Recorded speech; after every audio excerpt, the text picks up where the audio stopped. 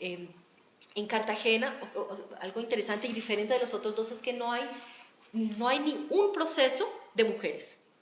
Todos los procesos por judaizantes son de hombres.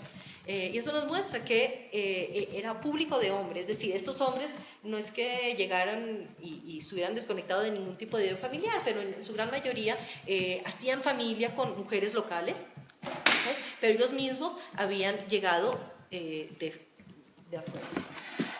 En su gran mayoría eran portugueses, como ya mencioné varias veces a lo largo de la charla.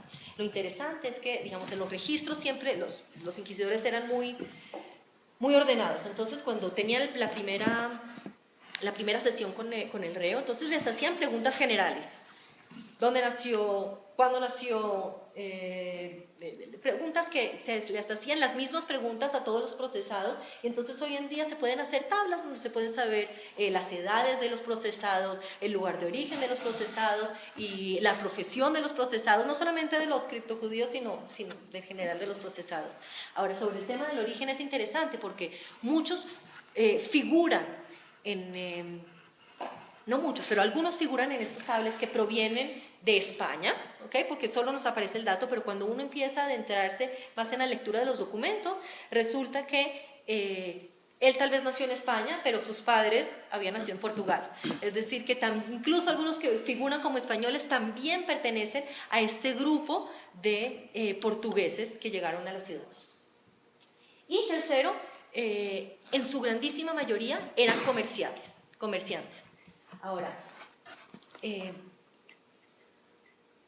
no eran todos comerciantes y no eran siempre comerciantes, es decir, había algunas personas que tenían que en distintas épocas de su vida o paralelamente se ocupaban del comercio y también de otra cosa. Por ejemplo, tenemos el caso de Blas de Paz, que figura como cirujano, era médico, pero era médico que también era comerciante.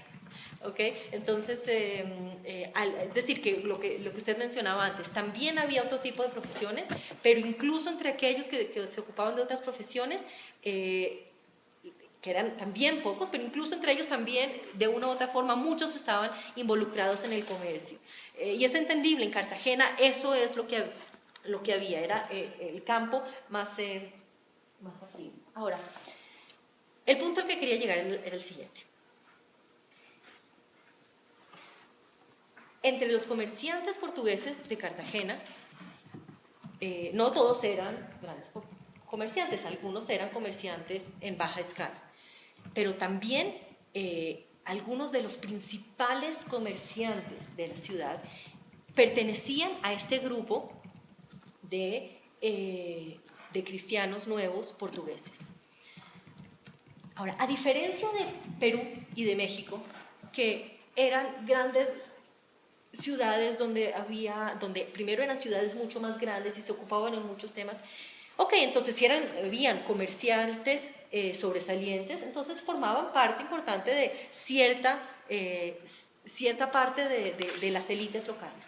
Pero en Cartagena de Indias, que el fundamento de la ciudad era el comercio, vivía del comercio, los comerciantes eran parte inseparable de la élite de la ciudad.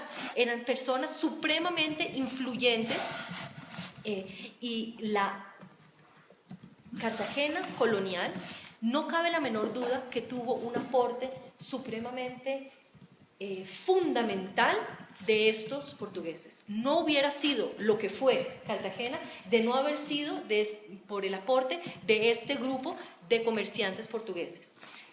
Uno de los ejemplos interesantes de esto es que, por ejemplo, no traje las fotos de esas, pero los edificios religiosos se construían y eran mantenidos principalmente por aportes filantrópicos.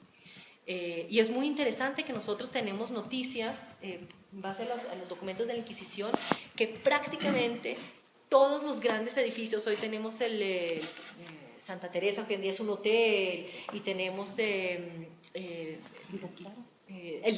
En Santa Clara no estoy segura. El mismo Palacio de la Inquisición, supongo. ¿Perdón? El mismo Palacio de la Inquisición. De eso no tengo noticias, pero digamos está lo que hoy es lo que hoy es la Escuela de Bellas Artes, que era, creo que es San Diego, y también lo de los jesuitas, que hoy en día es donde está el Museo Naval. Todas estas instituciones tenemos testimonios que estos portugueses, los mismos que fueron procesados por criptojudíos, fueron de los principales aportantes filantrópicos de estas instituciones, por poner un ejemplo. Y también sabemos que estos portugueses, además de haber estado involucrados, sin lugar a dudas, en los aspectos comerciales de la ciudad, también se involucraron por ejemplo, en la administración local. Tenemos gente que llegó a ocupar puestos muy destacados, regidor, alcalde, formaban parte del cabildo, estaban supremamente involucrados en la vida de la ciudad.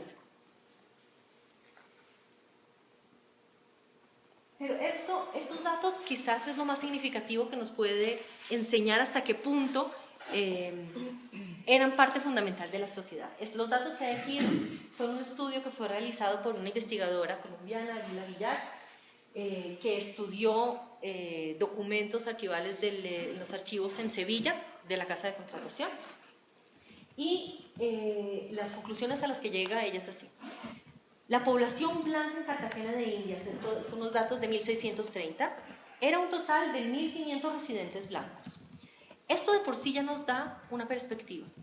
La población blanca local era muy chiquita, 1.500 personas. Ahora, estas 1.500 personas, luego vamos a ver un mapa, vivían, imagino que ustedes conocen Cartagena, la parte antigua de Cartagena, es básicamente pequeña, ¿ok? Y todos residían ahí, ¿ok? 1.500 personas. De estas 1.500 personas, 193 eran extranjeros, es decir, no españoles. Y era lógico, siendo un lugar atractivo a nivel comercial, también era un lugar que atraía a comerciantes de distintos orígenes. Pero de los extranjeros, 154 eran portugueses. ¿Ok? Entonces, si lo miramos a nivel estadístico, eso quiere decir que más del 80% de los extranjeros eran portugueses. Pero el dato, en mi opinión, más impactante es que los portugueses constituían, al menos en este año, el 10% de la población blanca de Cartagena de Indias. ¿Okay? Uno de cada 10 personas. ¿Okay? Esto, si lo sumamos, que no solamente constituían un 10%, sino que se ocupaban del el campo más importante de la economía local, que era el comercio, entonces podemos entender hasta qué punto la importancia de este grupo en la historia de Cartagena de Indias. ¿Okay? Independientemente del tema judío, criptojudío. Ok. Quiero que probemos un poquito, que salgan con el sabor de los documentos inquisitoriales y leamos algunas fuentes directamente. Ante todo, aclarar que está transcrito tal cual aparecía en las fuentes, así que no son errores de ortografía, en todo caso del escribano de la Inquisición. Ok, antes de leer el texto, explicar. Este es un testimonio que aparece en el proceso de Luis Gómez Barreto, que fue uno de los portugueses más destacados. Llegó bastante joven a Cartagena después de que perdió a sus padres y prácticamente lo crió el hermano. Desde la edad de 10 o 12 años se involucró en comercio y de edad muy temprana llegó a Cartagena de Indias y al principio de su vida se dedicaba al comercio, luego logró reunir cierta fortuna y compró una posición en la administración local y llegó a ocupar puestos de primerísima importancia y también a involucrarse tanto a nivel amistoso como a nivel familiar con élites locales. Sí. ¿Qué pruebas tenemos que este y todos los otros testimonios dados por estas personas no existía en ellos un criptojudaísmo? ¿Qué prueba tenemos que no? No, yo no digo que no. Ah, ok. No. El tema que quiero tratar después es el tema de la identidad. Lo que sabemos, digo, me adelantas lo tal, sabemos que esta gente que fue procesada en porcentajes muy altos conservaban algún tipo de prácticas criptojudías. ¿Okay? Este personaje específico negó hasta el final que participaba en las juntas o que tenía algún tipo de prácticas criptojudías, pero por lo visto sí participó. ¿Okay? Pero el tema de la identidad es un tema complejo que, si me disculpas, lo trato en 10 minutos después de que tratemos esto, es quizás el tema más interesante del asunto. Pero lo que quiero leer con lo que quiero mostrar con esta fuente es que vean hasta qué punto estaban involucrados en la sociedad y en la élite local. ¿Okay? Dijo que él no iba a casa de nadie y que cuando iba a jugar era a casa del gobernador, que nunca se juntaba en partes ningunas, sino era en el zaguán de la casa, excepto algunas veces que iba a jugar a casa de gente un rato, como a casa de Tomás de Vega, secretario de este santo oficio, que vivía en la calle de las Damas, cerca de las casas de ese confesante, y a las casas del sargento mayor don Antonio Maldonado, y a casa de Juan Tellez, el clérigo, hijo de Juan Tellez, familiar de este santo oficio, y a casa de otro sargento mayor, Francisco de Santander, que habrá 20 años, poco más o menos, y a casa del castellano Baltasar de Cruz, y algunas veces a casa de los gobernadores, y que después que fue suelto de la dicha prisión, acudía a jugar a las otras casas que deja de claro. Un cristiano nuevo, portugués, que iba a jugar naipes a la casa del gobernador y luego iba a visitar a la gente, a las autoridades del Santo Oficio, que además eran sus vecinos, y lo que me parece más impactante de este testimonio, él tuvo dos procesos. Un proceso de fe, que fue juzgado por criptojudío, y luego le reabrieron el caso